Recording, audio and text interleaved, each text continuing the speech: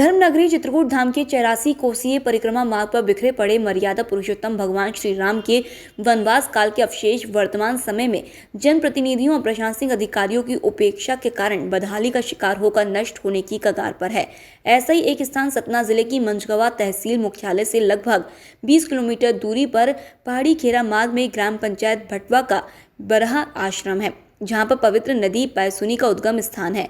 बरहा आश्रम के महंत नदी के उद्गम की जानकारी देते हुए बताते हैं कि वनवास काल के दौरान एक दिन भगवान श्री राम को मां कौशल्या की याद आने पर अयोध्या में मां कौशल्या के स्तनों से दूध की धारा बहकर जमीन पर जा गिरी और जहां भगवान श्री राम बैठे थे वहीं से दूध की धारा निकलने लगी, जो त्रेता युग से लगातार आज तक बहती चली आ रही है। और यही पैसुनी नदी यहाँ से आगे जाकर चित्रकूट में मंदाकिनी नदी में मिलकर बहने लगती है। चित्रकूट में भी 3 नदियों मंदाकिनी, सरयू और पैसुनी का संगम स्थल राघव प्रयाग घाट है, जहाँ पर श्री राम ने अपने पिता महाराज दशरथ का श्राद्ध कर्म किया था।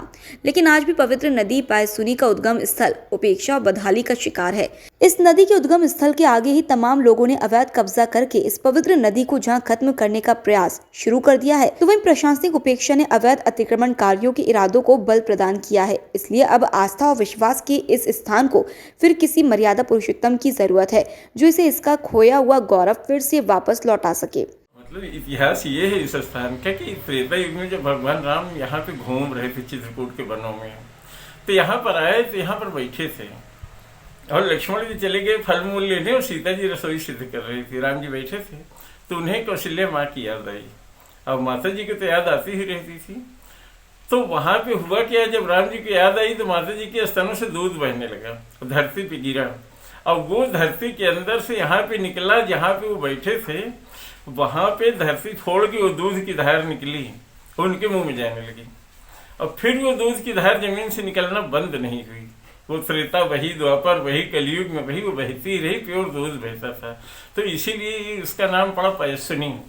तो पै माने दूध, सुनी माने धारा। पैसुनी गंगा जो हुई वो पैसुनी का उद्गम स्थल यही है, यहीं से पैसुनी शुरू होती है। और यहाँ तो पतली धारा है, आगे जैसे जैसे जाता है वैसे वैसे उनका पाठ चौड़ा हो जाता है और फिर वो चित्रकूट से मंदाकिनी नाम हो जाता है। तो वो दूध की धार बहुत दिन तक बहती रही, प्योर दूध बहता था और बहते बहते फिर थोड़ा सा जैसे कलयुग का प्रभाव हुआ, कम होते होते फिर जितना पानी बहता था तो उसके अंदर एक दूध की लकीर बहती थी धार, जैसे गाय के थन से दूध की धार निकलती है ना, ऐसे। तो वो दिन था मकर संक्रांति का, जिस दिन यहाँ मतलब पैसुनी प्रकट हुई। तो मकर संक्रांति का पर्व का महत्व आज भी इस स्थान पर है कि मकर संक्रांति के दिन आज भी जो जल बहता है उसके बीच में दूध की धारा 12 घंटा रात 12 बजे से दिन के 12 बजे तक पूरा दिखती है। सतना से संवाददाता रूप कुमार हरबोल की रिपोर्ट। रोचक और महत्वपूर्ण खबरों को देखने और जानने के लिए आप हमारे चैनल को सब्सक्राइब जरूर करें और बेल आइकॉन दबाना बिल्कुल भी ना भूलें, क्योंकि एक सब्सक्राइब और बेल आइकॉन आपको जोड़ेगा हमसे और हम पहुंचाएंगे आप तक रोचक और महत्वपूर्ण खबरें हिंदी 24 न्यूज चैनल के माध्यम से। इसके लिए आप YouTube पर बगैर स्पेस दिए हिंदी 24 न्यूज टाइप करें और बेल आइकॉन दबाकर चैनल को सब्सक्राइब करें।